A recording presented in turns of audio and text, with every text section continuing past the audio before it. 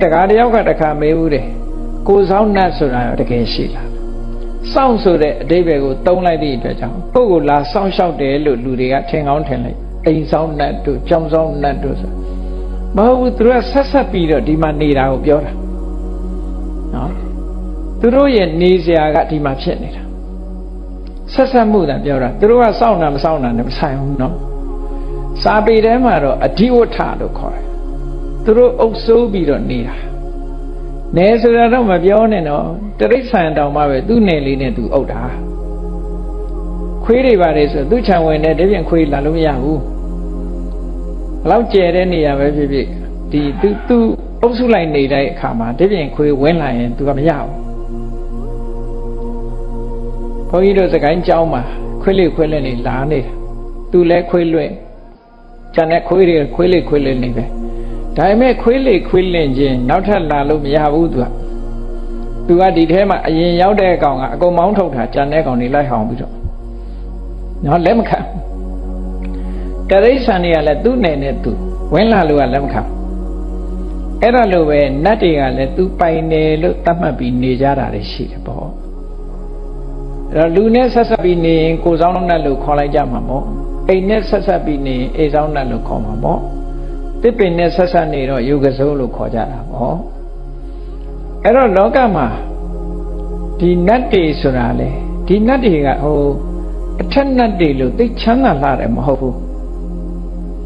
အဲ့ဒီစတုမာရိနတ်တွေကတခါသူတို့ကိုယက္ခလို့သုံးတာရှိတယ်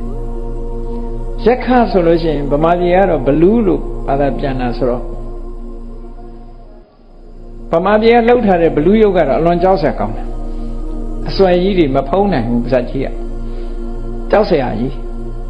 သို့တော့အိန္ဒိယကလကတ္တပြတိုက်ထဲမှာသွားကြည့်လိုက်ရင်အဲ့ဒီရုပ်တုကယက္ခိနီလို့ရေးထားတာစာထဲမှာယက္ခိနီတဲ့လူပုံတိုင်းပဲဘာမှမထူးနော်ဗမာပြည်ကဘလူးလို့ကြောက်စရာမကောင်းဘူး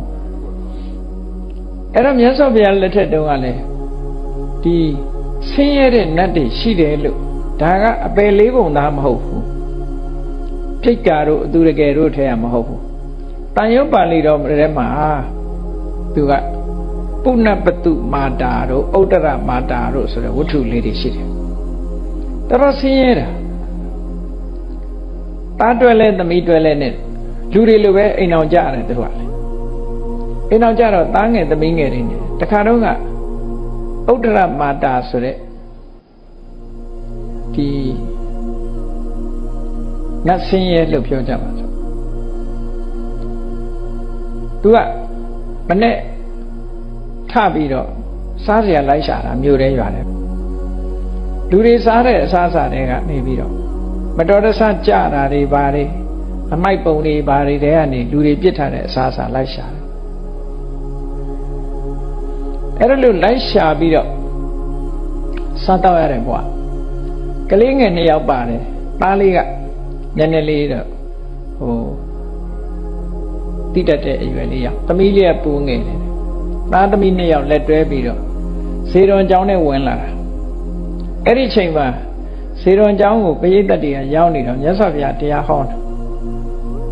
တရားဟောတော့သူကလူစုလူဝေးမြင်တဲ့အခါကျတော့အေးဒီလူတွေစားစရာတောက်စရာများဝေးနေသလားပေါ့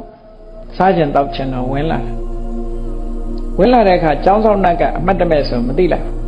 တရားနာနေတော့ဆိုဟိုကဝင်လာတိတ်တဆိဘုရားအတန်ကြားလောက်တဲ့နေရာရောက်တဲ့အခါကျတော့သူကတရားနာစိုက်ပြီးနားထောင်တယ်တရားရှိတယ်အသိဉာဏ်ရှိတယ်ဆင်းရဲတယ်စိုက်နားထောင်တော့သားနဲ့သမီးကပြောတယ်အမေဘာလုပ်နေတာတော့ဆာလာပြီသွားပါနဲ့တင်းတွန်းတော့သူကငါသားငါသမီးတိတ်လေးနေလောကမှာသားသမီးဆိုတာချစ်တာပဲသို့တော့ငါကသားသမီးချစ်တာတဲ့တရားကိုပို့ချစ်တယ်တဲ့ဒီတရားကိုတို့မသိလို့ဒီဘဝရောက်နေတာဒီတရားသိရင်တို့ဒီဘဝလွတ်မှာမင်းတို့တိတ်နေကြဘုရားတရားဟောနေတယ်နားထောင်ငြိမ်းချမ်းတဲ့တရားကိုဘုရားဟောနေတာဆိုနားထောင်ရင်သူကသောတာပန်ဖြစ်သွားတာဒါအပယ်လေးပုံသားမဟုတ်ဘူးသောတာပန်ဖြစ်သွားတယ်သူကိုယ်တိုင်သောတာပန်ဖြစ်တယ်သူ့သားလေးကလည်းလိမ္မာနဲ့သူ့အမေပြောတဲ့စကားနားထောင်လို့သူလည်းသောတာပန်ဖြစ်သွားတယ်သမီးလေးကတော့ငယ်လွန်းတော့မသိရှာတော့အဲ့ဒီလို ဇလန်းလေးတွေကိုကြည့်မယ်ဆိုလို့ရှိရင်နတ်တွေမှာလည်းအလွန်ဆင်းရဲတယ်လို့နတ်လိုပဲပြောရမှာပဲဘာလို့လဲဆိုပြိတ္တာတို့ဘာတို့ဆိုလို့ရှိရင်စတုမာရနတ်ရဲ့အပြင်ကဆိုရင်ဒါအပယ်လေးပုံသားလေအပယ်လေးပုံသားဆိုတာဘယ်တော့မှအကျွတ်တရားမရနိုင်ဘူးဒီဘဝမှာသူတို့ဘဝမှာအစစ်မမီခုကစတုမာရနတ်ထဲမှာပါတယ်လို့ဒီလိုပြောရမှာပေါ့အော်တခါတလေစဉ်းစားကြရရှိတယ်လူတွေကနတ်တွေအတွက်ငါပြောသည်အုံသည်ဆွဲထားဗလိနတ်ဆဆိုပြီးတော့ချွေးကြတယ်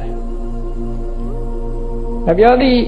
အဖိလိုက်ပျောက်သွားတာလည်းမရှိဘူးအုံသည်လည်းအပေါက်ရှာမတွေ့ဘူးဒီနတ်တွေဘယ်လိုစားပါလဲလို့စဉ်းစားကြအောင်လားစဉ်းစားကြည့်လို့ဘယ်သူမှလည်းဒီနတ်တွေဒီလိုစားတယ်လို့တော့မပြောကြဘူးเนาะသို့တော့ဗလိနတ်ဆတင်ကြတာတွေရှိတယ်ခုနကဝတ္ထုကိုကြည့်မယ်ဆိုရင်စားစရာတောက်စရာလိုက်ရှာတယ်လို့လဲဆိုတယ်เนาะလိုက်စားတယ်ဒါဖြင့်တရိစ္ဆာန်တွေလို့စားလိုက်တာကုံသွားတယ်လို့လည်းမတွေ့ရဘူးအဲ့တော့ဘယ်လိုစဉ်းစားလို့ရတယ်လဲလို့ဆိုတော့ဟုတ်တာမဟုတ်တာတော့မသိဘူးဘယ်လိုစဉ်းစားလို့ရလဲလို့ဆိုရင်သူတို့မှလူစားတဲ့အစာတွေကချင်းကောင်းနေပြားတယ်လို့ပေါ့အစီစုပ်တာများလားလို့ဒီလိုတွေးလို့ရတယ်ပေါ့နော်ပြားတွေဘာတွေကပန်းလာစုပ်တဲ့အခါမှာဒီပန်းဟာပျက်စီးသွားတာမရှိဘူးလေဒီတိုင်းပဲကြံရင်သူတို့လည်းငပြောသည့်အုံသီးကနေပြီးစုပ်ချင်စုပ်သွားမှာပေါ့ဒီလိုပဲဖြစ်ကောင်းဖြစ်လိမ့်မယ်ဘာလို့လဲဆိုဆွဲထားတဲ့ငပြောသည့်အုံသီးကဒီတိုင်းပဲရှိတာဟုတ်တစ်ဖက်ကလည်းသူတို့ရှားဖွေစားရတယ်ဆိုတာလည်းပါတယ်နော်တခါတရံကျတော့ငယ်ငယ်တုန်းကတဆေးတွေဘာတွေ၆လို့ခေါ်စာပြေးရတယ်ဆိုတဲ့ဟာကျတော့ခွေးနဲ့ကြီးတွေဘာတွေလာစားတယ်လို့တော့ပြောတာပဲအဲ့တော့ဒါကတော့စားတဲ့အကောင်တော့ရှိတာသူတို့ကိုယ်တိုင်လာစားတာလားမဟုတ်ဘူးလားတော့ပြောနိုင်မှုတာတွေနော်